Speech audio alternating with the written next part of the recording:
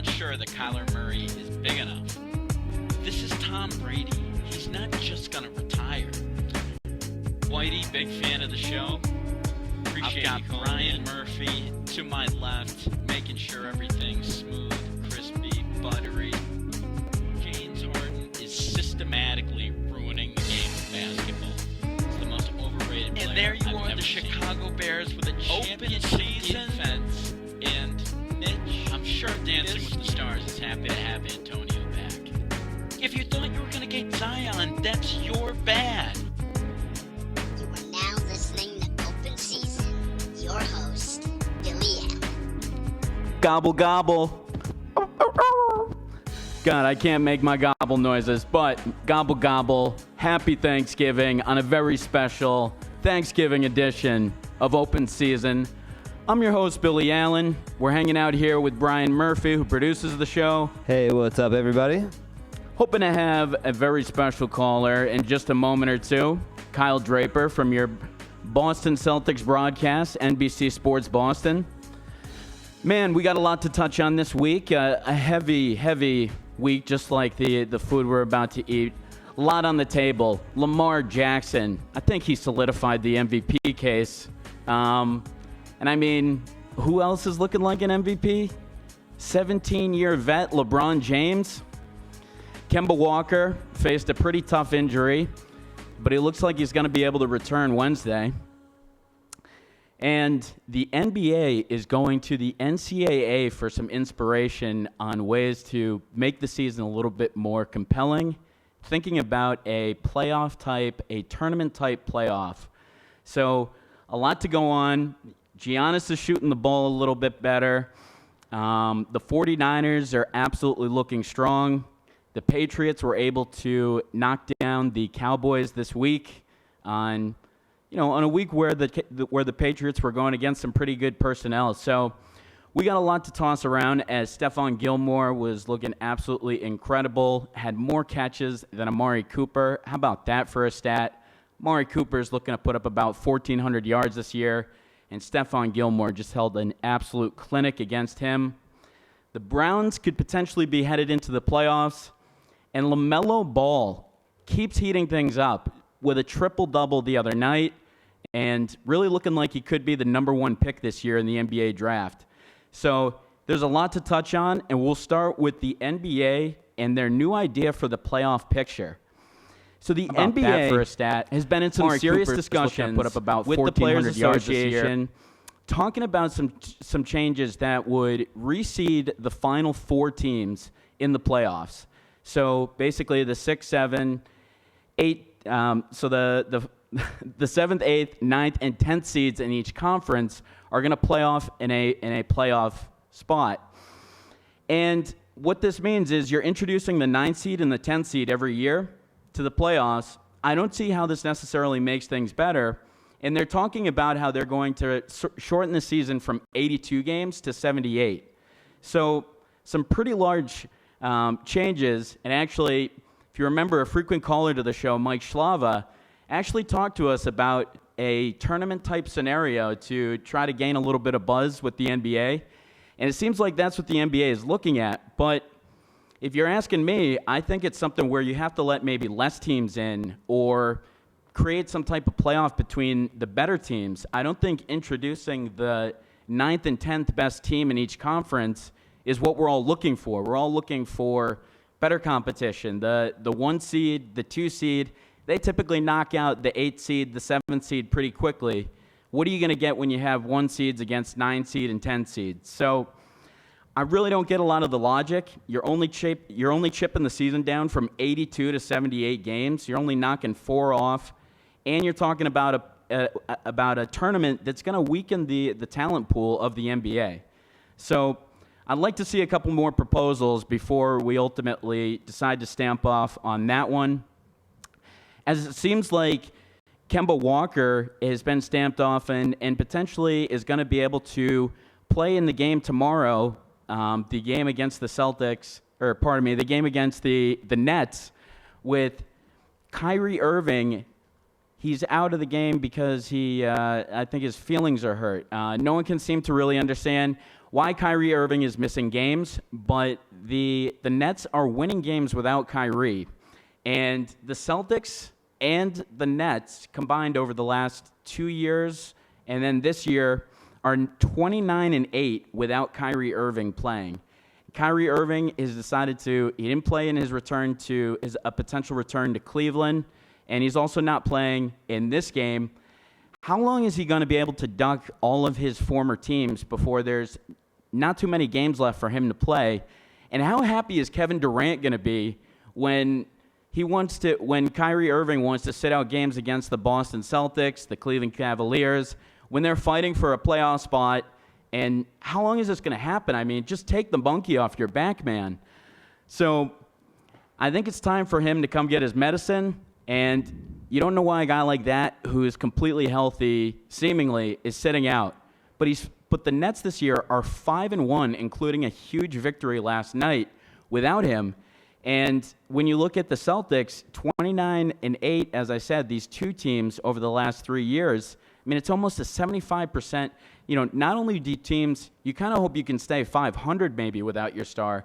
Not only do their teams hold their own weight without Kyrie, they go up to about winning 75% of their games without Kyrie. So is this something where it's the latest NBA overreaction, but is this something where Kyrie Irving is just a guy that you can't really win these type of games with and isn't the guy that you can center your franchise around? We're seeing him sit out. We're seeing guys like Jared Allen and guys like Spencer Dinwiddie look like more of franchise cornerstones than Kyrie is. So I think we're all, as Boston fans, we're pretty excited to have Kyrie and watch Kyrie from afar and just say, you know what, Nets, you guys knew what you were signing up for. And it seems like the stink from Kyrie is pretty much out. And you look at this team that's been able to chip in all kinds of different ways, and they gutted out a pretty gritty one against the Kings. The Kings are turning up to be a pretty tough contestant for the Celtics. They hadn't lost a game since opening night, and then they lose their first game since then after their 11-game win streak. They lose that game to the Kings, and then they start to lose a couple of the games here on the West Coast road trip. But the Kings really kind of having their number. The Celtics just eking out a 1-point win with Marcus Smart really playing some suffocating defense. And Buddy Hield again, scoring 41 points. So Buddy Hield in the last couple of games against the Celtics put up 33 and 41. This guy has really been torching the Celtics. It's almost like I can't really understand why the Kings are doing so well. But you just look at it, and Buddy Hield has absolutely been hot as a pistol. So Buddy Hield doing some pretty good things for the Kings as the Celtics eke out a good one without Kemba Walker, as we mentioned. Kemba, thankfully, got in so we got the best news possible, basically, for a guy like Kemba, who Friday night got into a pretty rough stinger when he ran into Semi Ojeleye and had to return, and he basically, the second he hit him, he hit the ground, and you kind of thought it was something where they were pulling him off on stretchers, and you really didn't think things were looking too good.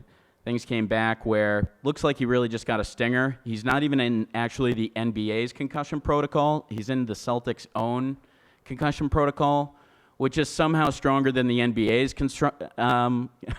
concussion protocol, but we won't get into that. So he's basically being monitored by the Celtics, but they're saying that he could return Wednesday. A guy that almost got, his spine broken or whatever you want to say, almost got his back broken. And Kyrie Irving, who just is a little bit too sensitive, isn't going to be able to play. So it's amazing that Kyrie has been able to do this, been able to go from Cleveland to the Celtics to the Nets, and just how quickly it's happened for the Nets. I mean, the Nets is the team that he chose. He wanted to go to the Nets. He was joining up with his buddy. He was going back to the fourth grade crossing guard. And now they're 5-1 without him. He's yelling at the young guys. And I watch an inspiring win like they had last night without him. And, you have to kind of put a little bit of credence towards the fact that teams have been better without Kyrie over the past couple of years. So something to think about as we toss things back and forth, but definitely a matter where Kyrie Irving has not been helping the teams that he's been on recently. And you've seen the Celtics, you've seen the Nets be able to thrive in his absence. The Celtics, 12-3, 12-4 the past 2 years without him. And the Nets this year, 5-1. So that's my big takeaway. Kyrie Irving, I mean, it is somewhat of a small sample size, but when you add it all up, 29-8, it's pretty tough. That's a tough pill to swallow. So do people start looking at Kyrie like, okay, maybe you are super talented, but you actually have to be a normal teammate to some degree as well? So, you know, that's what I think about Kyrie. I think he's got to change his tune a little bit, and we'll see. Oh, not that I thought we had one ringing through there, so my mistake. So, yeah, we'll continue to see things with Kyrie, as Marcus Smart has been playing great defense, and I think we all know that he's a guy that's going to play great defense.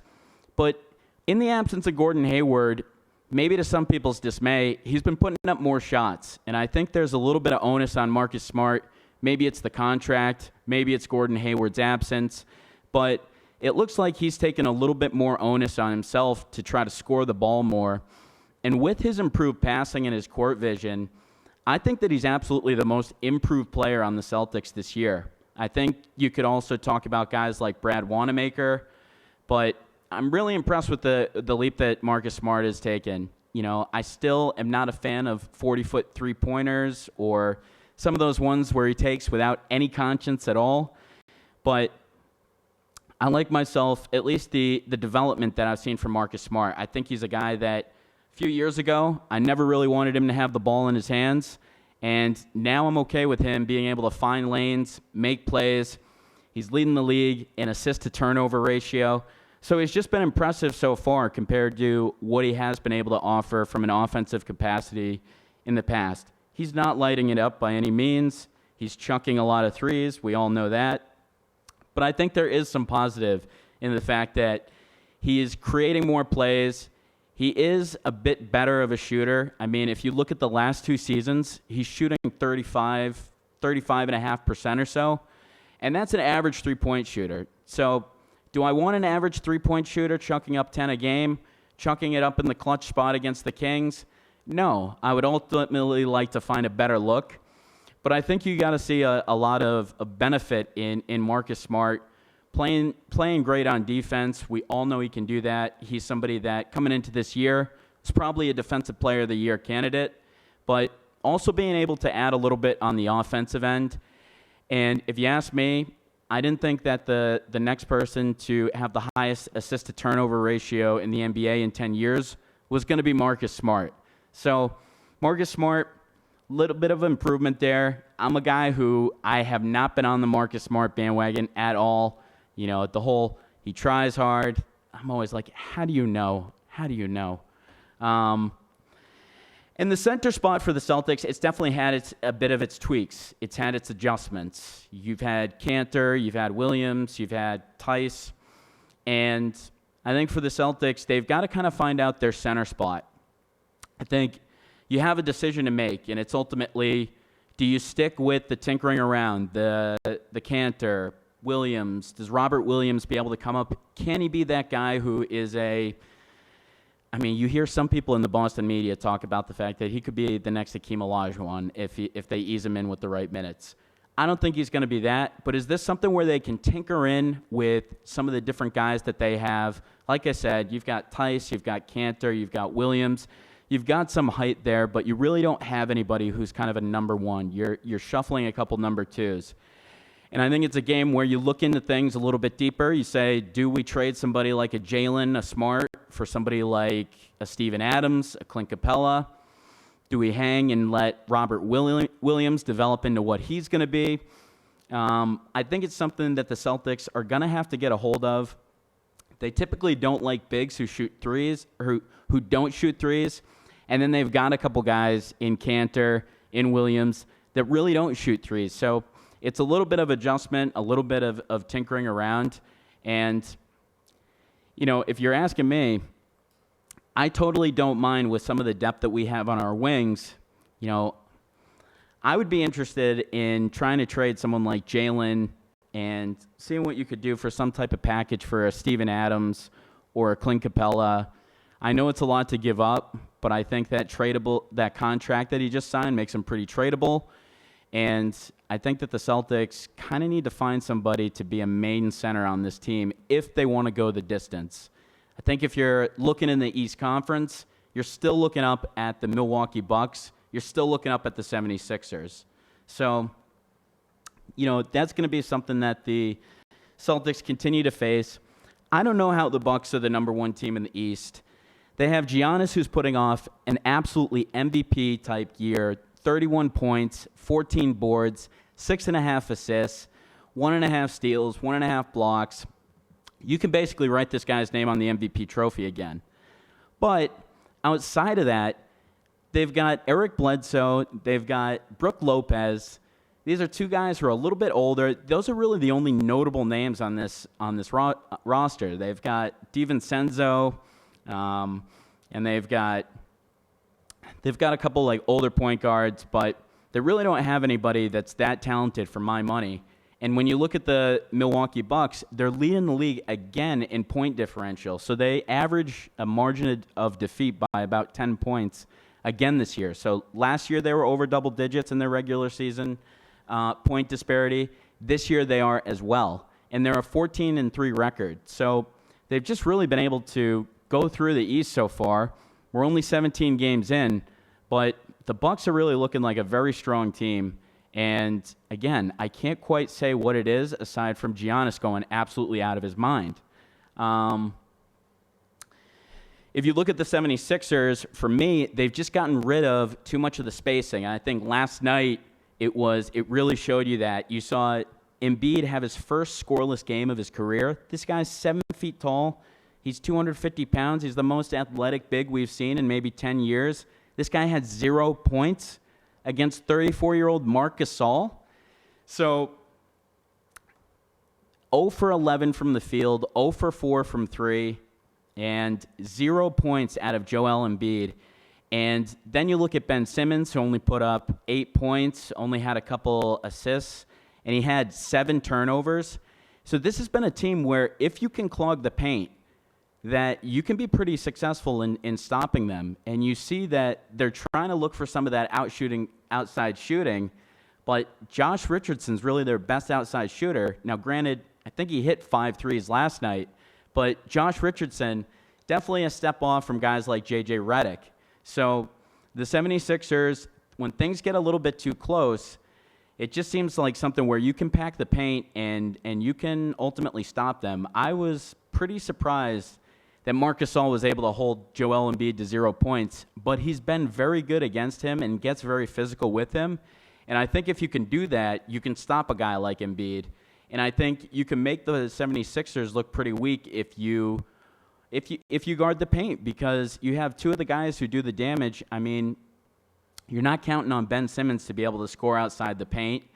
And Joel Embiid, he's probably going to want to score outside the paint, probably going to try to move out towards the three-point line, but you want him right next to the basket because he could easily just get 30 if he just stands there. So two guys that need to find a little bit of a way to play better together. You have two stars there, and there's so many pairs that we talk about in the NBA, duos, Westbrook and Harden.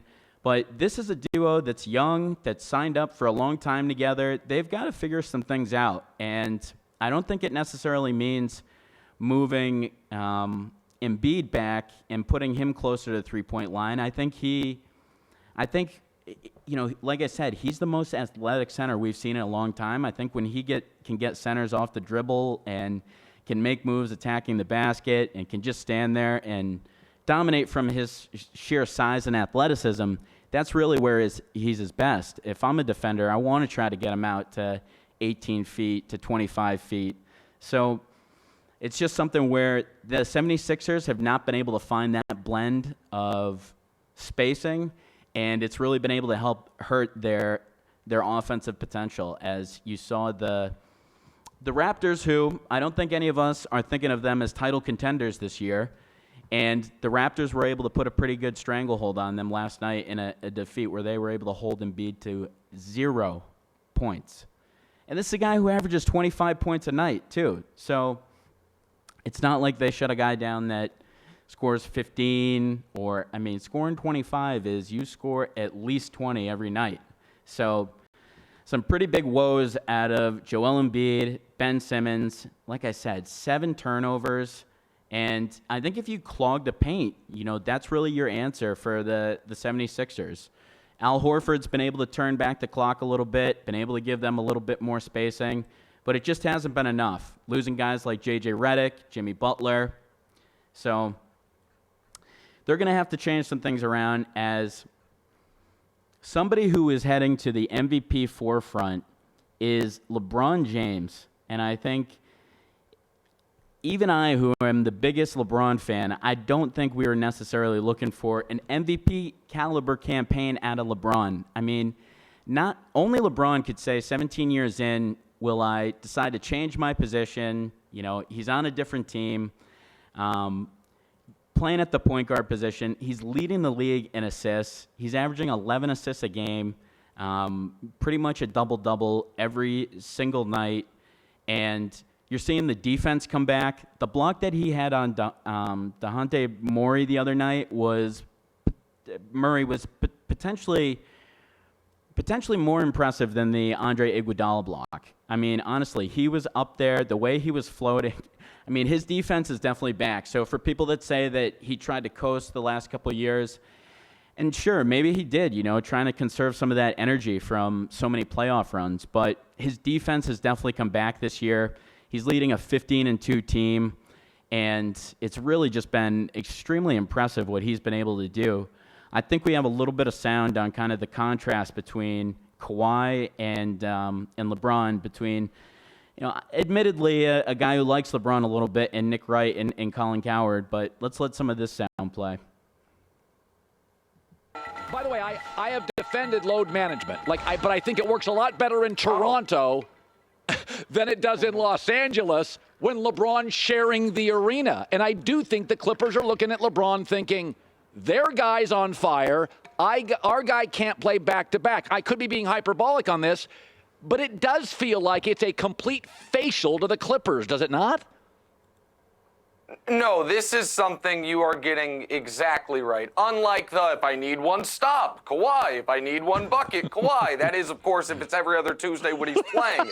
You are now back to reality, which is the Lakers have the best defensive player in the league, Anthony Davis. They have the best player in the league, LeBron James, who in a nice trick in year 17, all just become a rich man's Jason Kidd and be the best point guard in basketball and average 11 assists a game, because I've never done that before, so that'll be fun. And yeah, of course, the Clippers are anxious. And I think your analogy is spot on about your better, more successful brother. This is why I had to move out of LA to New York to get away from you. Couldn't stare at you every damn day. And the most important part is, and I hear everyone say it, and all my friends in the analytics community, I get it. Well, as long as they win in June, it won't matter. Because of what they're doing, they might not get to June. I will say it again. Lakers, Clippers, Rockets, Nuggets, Jazz. Those are 5 excellent teams. One of them goes home after round 1. There you have it there from Nick Wright and Colin Cowherd getting back and forth into it. A little bit about the entire Kawhi Leonard load management.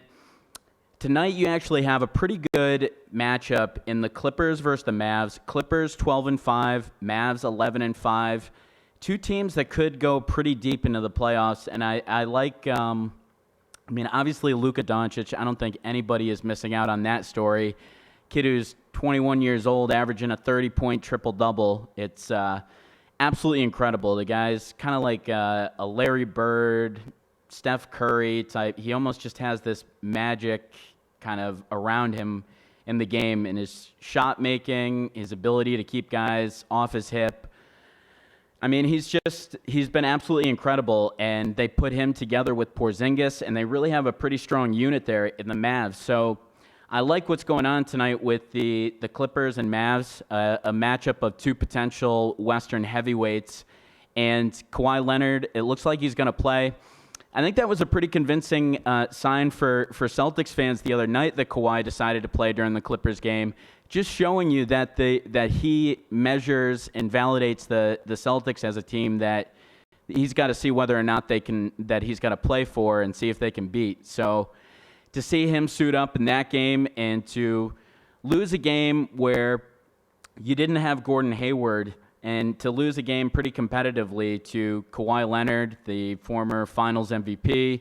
So, good stuff out of the Celtics. But I think it's also, for the NBA, it's just really not enjoyable to go through all this load management. Can the best player really miss 22 out of 80 games? And I think a lot of people, I think the favorite thing to do right now is to push Kawhi down a little bit, because I think everybody's looking at the best statistic is, the best ability is availability. And people are already looking at it. Kawhi Leonard has missed 1/3 of the season so far. He's already missed 5 games out of 15. So, that is substantial. At this point, when you're trying to put together some momentum with your team, you're trying to figure out who you are. Paul George has just come back off injury, and you're still resting this injury that you got how many years ago? What injury is this?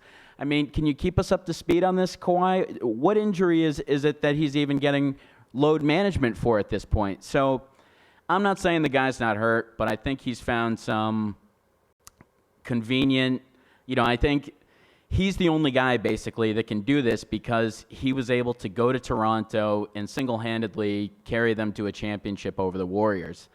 I think if you were even looking at this at LeBron's level, people would start being like, oh my God, he only plays 2/3 of the games. And so Kawhi Leonard just getting way too much rest for my liking to be considered the best player in the NBA. And I think LeBron has taken that mantle back. I think LeBron is your MVP favorite right now. He's on the number 1 team at 15-2. He's averaging the most assists at a new position, still averaging 25 points a game. He's putting in threes at a decent clip. And like I said, the defense is back. So I think for me, I think you've got LeBron up there with Giannis, and Karl Anthony Towns is just having an absolutely insane year too, so I feel like I've got to throw his name in there also. And then, of course, you've got to throw in Harden, but I'm not going to vote for him ever for an MVP. He just kills the game for me, but I know that because of how many points he's averaging, people will like him, people will vote for him for MVP, but, I just can't do this whole everything you can do, I can do better. Westbrook and Harden, isolation ball. They're both going to wear each other out and absolutely have nothing until when they come to the playoffs. We've seen this every year with both of them. They go 100 miles an hour, and you just can't sustain that in the playoffs. So we'll be tracking that, as well as the other game that's going to go on tonight is the Wizards versus the Nuggets. That one, not so enticing. The Wizards are 5-9, but the Nuggets are 12-3, and having one of the best pick and roll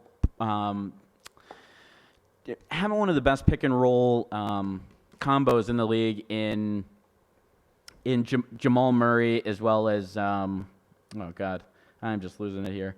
So the other one is Bradley Beal is averaging 30 points, 5 boards, and 7 assists.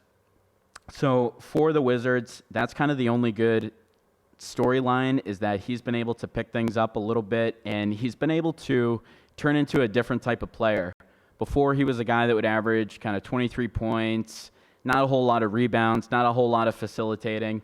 This is a guy that's upping his points to 30, shooting a lot more effectively, shooting 40% behind the three-point line. And then, as well, he's also a guy that's 30 points, 5 rebounds, 7 assists. You're just not going to see many stat lines like that. Those are the type of stat lines that guys like, Kobe Bryant, Tracy McGrady put up. To be up over 25, 5-5 is something that you're not going to see a lot. So Bradley Beal really having a impressive year for the Wizards that not a lot of people are going to be watching. Now, let's flip the page a little bit and get into, well, it seems like a call. We've got one ringing through. Hi, you're on with Open Season. Who do we got? Hey, Billy, it's Mike from Medford. Hey, Mike, how's it going? Happy Thanksgiving. Happy Thanksgiving. So I read earlier this week here that the NBA is looking to go to some sort of in-season tournament. This is the call that Brian feared. Now, Bring it. Well, I can remember Brian thinking that was not the smartest idea, and somebody thought it was a decent idea, right? Yeah, I'll give you credit there. Or are you just coming to take it all? So, yeah, I mean, this is crazy. And what do you think about it? Is this kind of what you would envision, Mike, or what are your thoughts on what they're proposing? Yeah, I mean, I just thought that an in-season tournament made a lot of sense, especially with, all this game management going on in the NBA, where you could take a couple weeks off in the middle of the season, or create that break in the middle of the season that would, allow the players to rest a little bit, but have a tournament maybe sandwiched in between like a 2 or 2.5 week period. I don't know when they said they were going to do it. But, again, I thought it would be a good idea. And if you had a winner-take-all tournament, just like the NCAA, who wouldn't want to watch that? Whether it be a 1 against a 15 seed or an 8 against a 9, at the end of the week, you're still going to get the top 8 players in a tournament, going for one championship or one tournament championship. So I just thought it would be a good idea. Yeah. See, here's my big issue: is that the only thing is that I feel like what we're looking to do is make the playoffs a bit more compelling. And I think if you're adding the 9th and 10th seeds in, I just don't know how compelling that is. I mean, when you're talking about the NCAA tournament, it's kind of that anything can happen, whereas I feel like a 1 or 2 seed going against a 9 or a 10 seed, I don't feel like it's quite that same vibe. I mean, what are your thoughts on that? Yeah, in the playoffs, absolutely not. I mean, in a tournament, that's one thing, but in the playoffs, I think they need to, stick to 8 teams. I think if you win the tournament, or if you win, the eastern side of the tournament or the western side of the tournament, you get a playoff spot, and depending how the rest of the season shakes out, that's where you can be placed. But if you win the tournament, you get one spot, 1 out of the 8 in each conference, not adding any playoff teams or anything like that. So that was my original thought. I thought it was pretty unique, and it looks like something might come dude, from it. Honestly, I texted you, and that it felt like that dropped out of thin air too, right? Like it didn't seem like there were any talks about that, and then just randomly we have this proposal. That just fell right into your lap, and I just can't believe how right you are sometimes about different things. The whole, you were following the Gronk stuff really well, so you seem to always have a good beat. But I mean, honestly, this is like, I couldn't even believe when I saw this. I was like, you've got to be kidding. I thought it was a joke or something. But why are they going to 78 games too? Why is that part of the proposal? I mean, that's just dumb to me. But yeah, I thought they would cut the games more than just 4, but I think if you do the math, I mean, there would only be like 4 or 5 total, like maximum games if you win the whole thing. So if you win the first round and make it all the way, it'd only be like 4 games anyway. So maybe that's where they came up with 78. Yeah, I feel like what I've heard though is I felt like they were trying to cut it down to something like the 65, or I also remember the year that, I think it was the first year that LeBron was in Miami, that they played 66 games, and I remember liking that schedule quite a bit. I thought it was a little bit better. Games are a little bit closer together. What are your thoughts ultimately when it comes to like shortening down on the 4 games or whatever? What are your thoughts there? Yeah, I thought that, a shorter season would be better. I think the season you're referring to, they were locked out, and I think they kicked things off on Christmas was the first was the first game. You may be I right. think I think Christmas, New Year's would be a good time frame for that tournament. It gives them a break right before that 50 game stretch. That's just my opinion. Who knows what that is? But I wanted to ask you about obviously I'm a big Celtics fan, but where do you think the Celtics would be right now if they had Big Al on the team? Oh my God, that's a great question, huh? If they had Big Al as well as if they had who's the other guy they had behind him? I mean, he's killing things in Phoenix. Baines. So if they had both of those guys, I feel like right now, if they had both of those guys, they would be so much more. Like I would be penciling them in probably for contenders. Like I would still think that the Clippers or the Lakers would probably be more talented, but I would be putting them like on that level, I guess, if it makes sense. I mean, you know me, I'm not the biggest Al Horford fan, but I got to give him credit. He's definitely turned back the clock this year and definitely added another element to that 76ers team. So I definitely feel like they're missing it. It's tough because he was kind of like going out at like the exact like wrong time and it was like Kemba was coming in. It seemed like everything was going. It seemed like there wasn't really much to build around. And now when you like kind of look over, now that these wings have played a bit better, it's kind of like, oh, Al, you should have stayed. But I don't know if he could have necessarily seen that. I feel like he kind of tried to stay here through a rebuild, saw that it didn't really work, and then wanted to get to a contender. But to your original point, I think he would make a huge difference. I think he would probably be what we're missing when I talk about the Celtics and how they are switching in Tice and how they're switching in, Williams and, some of these other guys. They probably need a one where these guys are all number twos. If they were able to have Al Horford there, I think you'd probably be putting them up there at legitimate contenders on the level of the Clippers or so. What do you think? Yeah, I don't know if he would catapult them all the way up to the Clippers or Lakers, but I do think that he would make this team more, liable, or not liable, but more, more people would think more highly of them if they obviously had him. However, I do think that he would stun a little bit of the growth of Jason Tatum and Jaylen Brown. I do agree with you as well. I don't think that they would be on the Clippers level. Matter of fact, I know they went to overtime with them a couple weeks ago, but they were catching the Clippers on a tough night, right? It was Kawhi's and Paul George's first game back together. So they obviously, if you watch the game, they weren't clicking on all cylinders, and I don't expect them to probably for quite some time. So hopefully it's not like false hope for Celtics fans thinking that we went punch for punch with these guys, because we did catch them on a bad night, similar to like if you were to catch a team on a back-to-back. There's definitely an advantage to the team that isn't. So I thought about that. And then, I had one more thought about just, the term, the bridgies that they use with the Celtics. Yep. Tatum and Brown are 21. I think Jason Brown's 23 years old. Both super young. Both still have to develop. I think Danny Ainge, is not going to trade these guys. I think that they're going to hold on to him. Matter of fact, everybody refers to the bridgies as Isaiah Thomas or Jay Crowder or Avery Bradley. Evan Turner. I think the bridgies. Evan Turner. I think the bridgies are Al Horford, Gordon Hayward, Kemba, Kyrie, right? Danny Ainge took the Brooklyn picks, took their own pick and Marcus Smart. I think he hit on all three.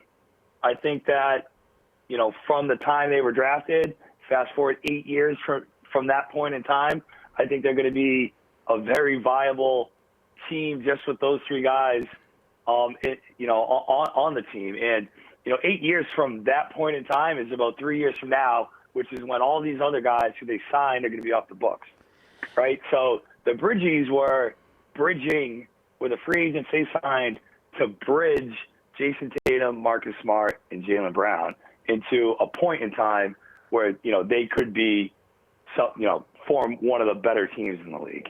Yeah.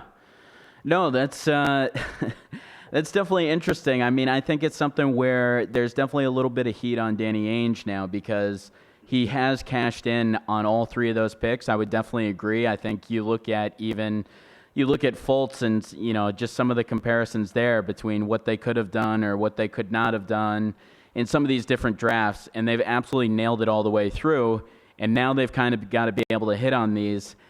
I'm still not fully set. So I'm sold on Tatum, and I'm sold on Marcus being a defensive game changer. I guess I don't know if I don't know if Jaylen Brown can average 20 points across a season. I don't know if this is something like I want to see him play when Hayward's back. I feel like he's a lot more aggressive without Hayward. What are your thoughts on that?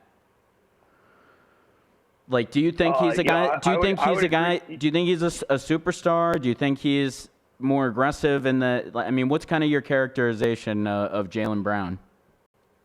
So I would agree. I think Jason Tatum, I didn't really notice it last year or even his rookie year. I thought it would be good, but you could tell he definitely took, I think, a really big step from last year to this year. Marcus Smart, he is what he is, right? He's a hard out. I've said that about other teams or players before that they're hard outs. It's basically somebody who's just hard to beat them. They might not be, look that great doing it, but it's just hard to beat that guy. So, the other thing about Marcus is he's gotten better every year as a pro. If he's only 25. If I ask you right now, do you think he's going to be better next year than he is this year? What would you say? I would say yes. What about Jason Tatum? Do you think he's going to be better next year or do you think he's going to be better than he is this year, next year? I do think he will. I do. Sure. So that does bring us to Jaylen Brown, right? Honestly, I don't know. I don't know if he can sustain 20 points a game. I do think he is pretty unique where he can do a lot of things, but, sometimes being the second banana and everything, it works for Scottie Pippen, but, who else? Yeah, I mean, the other thing about him, too, is I feel like we heard that he was this big defensive guy. I feel like he doesn't have his hands up as much on defense as he could. I feel like he doesn't dig. I don't feel like I feel like people made him out to be a Jimmy Butler, and I don't know if he's necessarily that good defensively as well. I guess I just feel like he's kind of average on both sides, and that we're hoping. I don't know. I just don't think he's extremely talented on either side of the ball, if you will. Do you agree or disagree? I think he's overshadowed on offense by everybody, and then on defense by Marcus Smart, right? Yeah. He's not D'ing up the best offensive player on the other team, but it's always Smart. So, it's really hard. It's really hard to tell, what Jaylen Brown, really even is at this point. But we'll see. Hopefully Hayward comes back and can really help catapult the team. I will say his shooting has gotten better, Jaylen Brown. So I think I have something that I could leave you with. Danny Ainge came out today, said that the team needed to make more roster moves last year. And when you look back, are there any moves last year that you think they could have or should have made? Yeah, for sure. So going into last year, I think Danny Ainge made a terrible mistake by essentially keeping the same exact team that he had the year before. I thought that was a huge mistake. It didn't really create any competition. It didn't allow for new blood to come on the team and push anybody else. I thought it was a horrible. He literally did nothing. Yeah, he didn't do anything, right? So obviously it's a mistake in hindsight, but he literally did nothing. All he did was nothing, and the roster was the exact same. Yeah. So I think he definitely dropped the ball there. But I'll let you run. All right. Good luck the rest of the show. All right. Thanks for calling in, Mike. We appreciate it. Good stuff from him there, and the guy who called the newest way that the NBA is looking at some changes for the postseason. Mike Schlava there out of Medford, talking about how he was the one who actually was on these airways probably like 3-4 months ago and was talking about how they needed to change things up in the regular season and talk to us about a 30-team tournament. And, it's just pretty – it's amazing. Sometimes you throw stuff against the wall and it sticks, Unbelievable.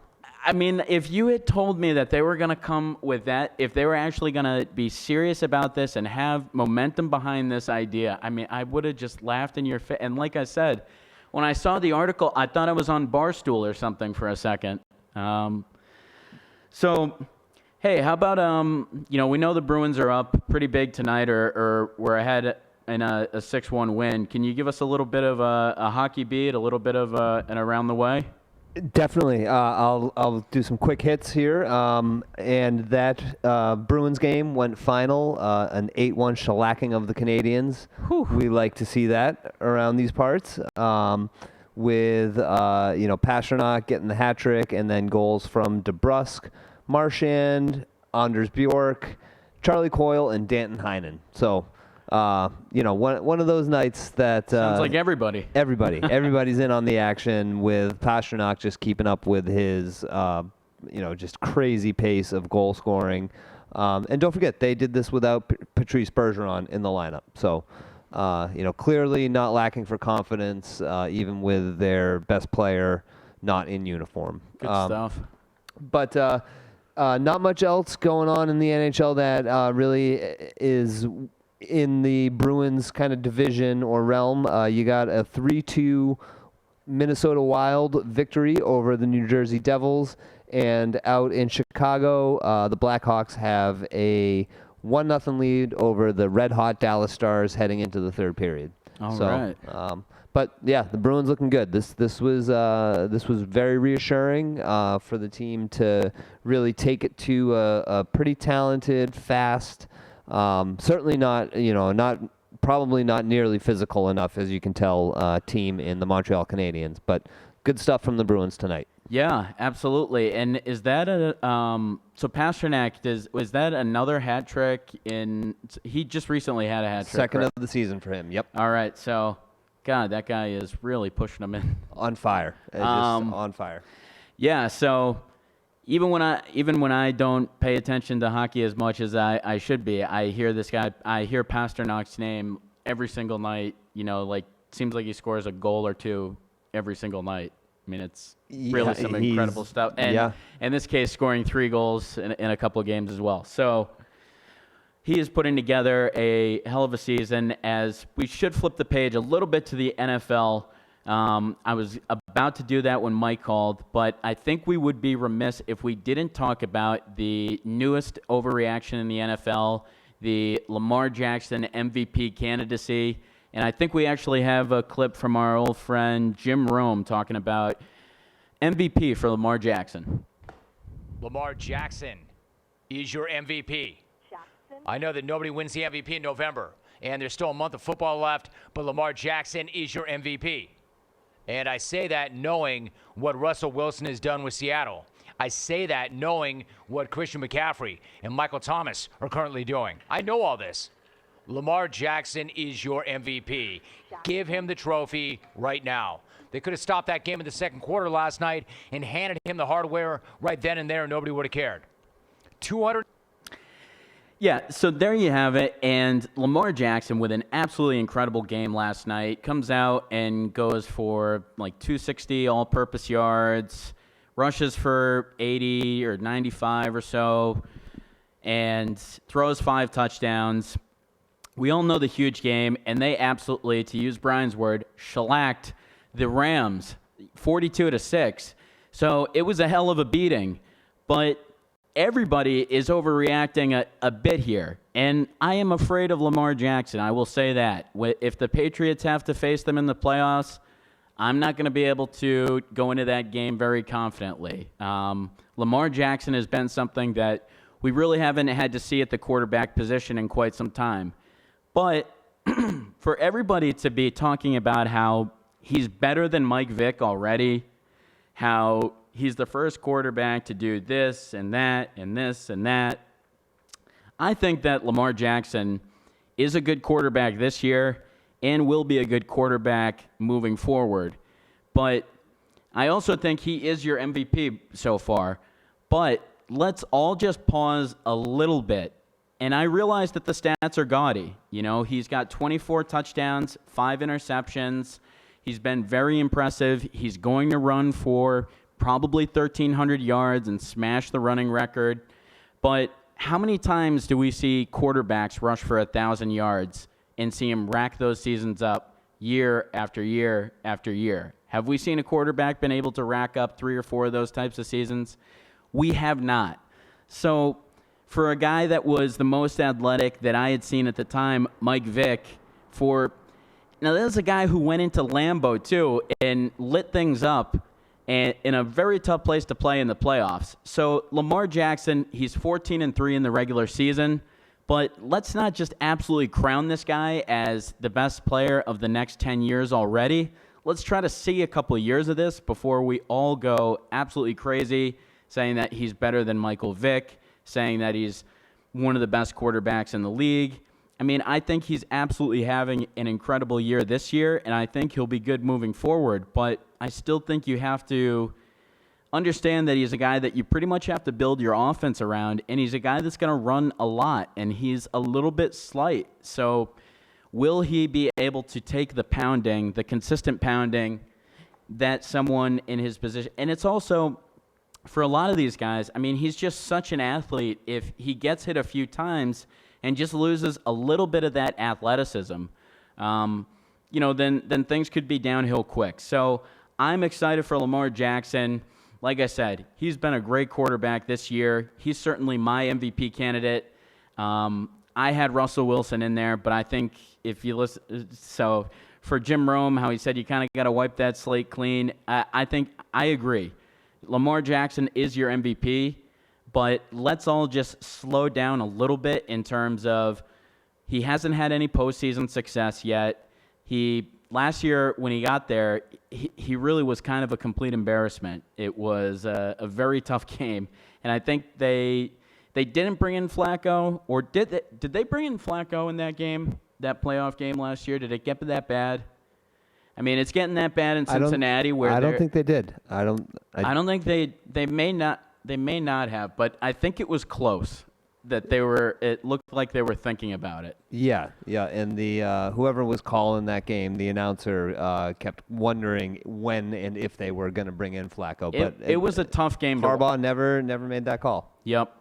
And credit to Harbaugh, because he's been a guy that's been so steadfast in Lamar Jackson that you think that it's got to have helped his development. You know, he's brought in the tight ends, the running backs, the complementary pieces that you have to put around a guy like Lamar Jackson, and he's definitely had the faith. You know, from last year to when he took over for Joe Flacco, to that playoff game, to coming into this year really without bringing another quarterback to challenge him. They had pretty much said, you're the quarterback, you're the guy, giving him all the reps, and he's a guy where working. They put the faith in him, and he absolutely, so, you know, they watered the seed, and it seems to absolutely be working. But before we just take a guy who's a running I mean, I just feel like we've been tricked by this how many times. We've said it with RG3, we've said it with Mike Vick, and when you look at it, Mike Vick's the number 1 rushing quarterback of all time with 6,100 yards. Now, Lamar Jackson's got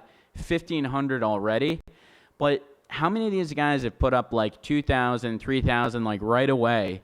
And then it's like chunks of 500 and then 300. And so it goes fast. And I think we all need to just be a little bit slower with what's going on with Lamar Jackson, because I think right now, if we could all still pick for one game, I'm still taking Tom Brady in one game from a talent perspective over Lamar Jackson, whereas there's other guys in this league where you're not going to do that, a Pat Mahomes, an Aaron Rodgers, someone like that. So that's all I've got to say. Lamar Jackson's your MVP, but please, let's not crown him as the best quarterback of the next 10 years already. Let's wait till he gets to the postseason. Let's see how they operate, because this is a team where you do have to make a lot of the pieces function around Lamar Jackson. And a lot of the offense is dependent on Lamar Jackson. If he doesn't rush for 80 yards, if he doesn't make those plays with his feet, then the game slows down a lot more, and Baltimore looks like a pretty regular team. They don't have the talent outside of him. They're really, just sitting on kind of his revolutionary talent. We really haven't seen an athlete at this position, and that's what's really giving them that advantage. When you have a guy like Mark Ingram, who's going to be able to run the ball forward, and then you have to, just a huge bowling ball, and when you have a guy like Lamar Jackson, who's going to be able to run for 7 yards a carry and get out and be so escapable, it makes things tough, and you've really got to be able to account for that. So that's something that we'll see, and we've got one ringing through here. Hi, you're on with Open Season. Who do we got? Hey, it's Alex Tortai calling in. Hey, what's going on, Alex? Not much, man. Not much. How are you doing today? Hey, doing awesome, man. You just made the end of the program. What's on your mind? You got anything you're thinking about tonight? Oh man, what am I not thinking of? Did you guys already cover Kyrie backing out of playing in his first game back in Boston? What's up with that? Yeah, we hit on it a little bit. Seems like his feelings are a bit hurt. It'd be pretty crazy if Kemba Walker, who almost broke his back on Friday, plays for that game, and Kyrie doesn't play because he's got his feelings hurt, right? Yeah, it definitely would speak volumes about the trade-off that we made. I think Kyrie's waiting for his big brother, Kevin, to come and play with him before he comes back to Boston, because he knows what's going to happen as soon as he steps on that court. Yeah. And they're going to eviscerate him. It's going to be bad. Yeah, I think you should come back and take his medicine, because how many games is he going to sit out of past teams that he played against? He just sat out the game against Cleveland. He's sitting out the game against Boston. Eventually, he's going to run out of teams, is what I was saying. So, and is Durant going to be cool with, okay, you can sit out games against Boston because you're sensitive, like when they're fighting for a postseason run? So, I don't know. He's 29. Teams are 29-8 over the past 3 years without him on the team, and the Nets are 5-1. I don't know if you caught any of the game last night, but Spencer Dinwiddie and Jared Allen went absolutely crazy. Jared Allen had like 22 and 21, and Dinwiddie went for like 30 or something. And it's like, teams just play so inspired without Kyrie. It's amazing. It's like you remove him. The Nets are 5-1 with it. They're a losing team this year, and they're 5-1 without Kyrie. Like, it speaks volumes, man. There's no way around the numbers, the analytics, everything. I mean, the eye test is one thing, but when you see, what is actually going on and the way that the players band together and actually win games, I'm sure that, we're in a much better place this year than we were with Kyrie on the team, even without Al Horford. I mean, Al's a great player. I got a lot of respect for Al, but I feel like losing Kyrie and the negativity he brought, he's trying to be Kobe Bryant, and he's not Kobe Bryant. He is not that level of player. It'd be one thing if you had a Giannis, type pushing his team that can back it up and just create buckets and play amazing defense and really control the game. But Kyrie's not that player. He wants to be that player, but he's never going to be that guy.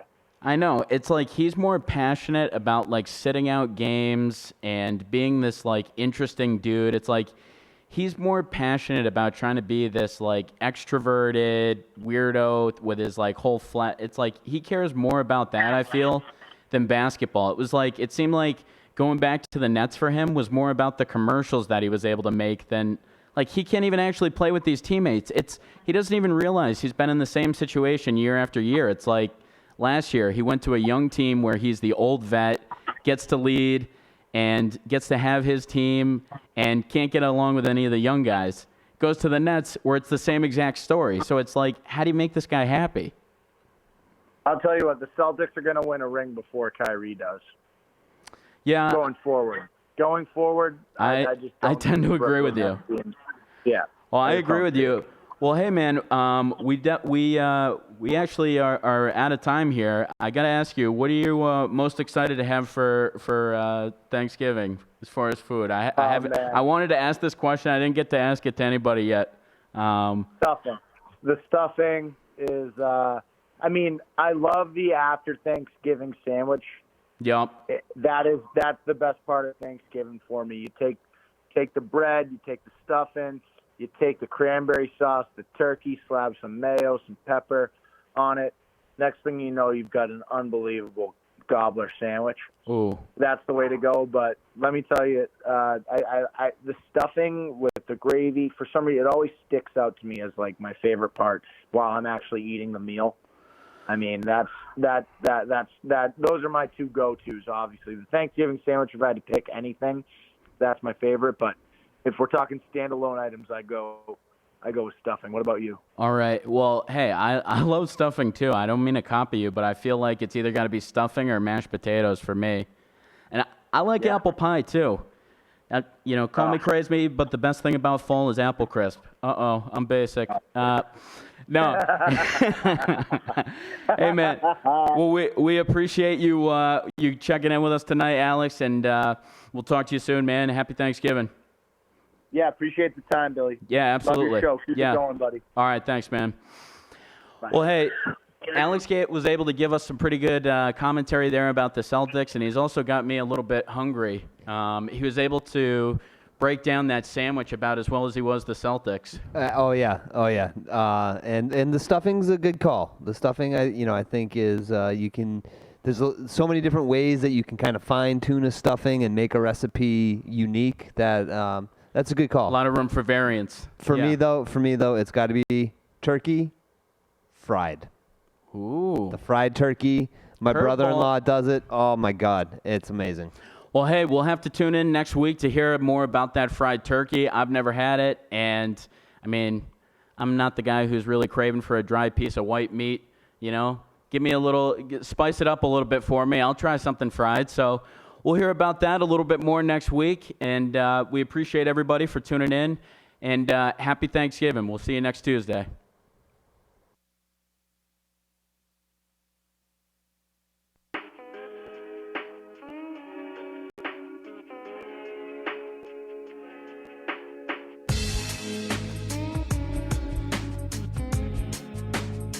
I'm just not sure that Kyler Murray is big enough.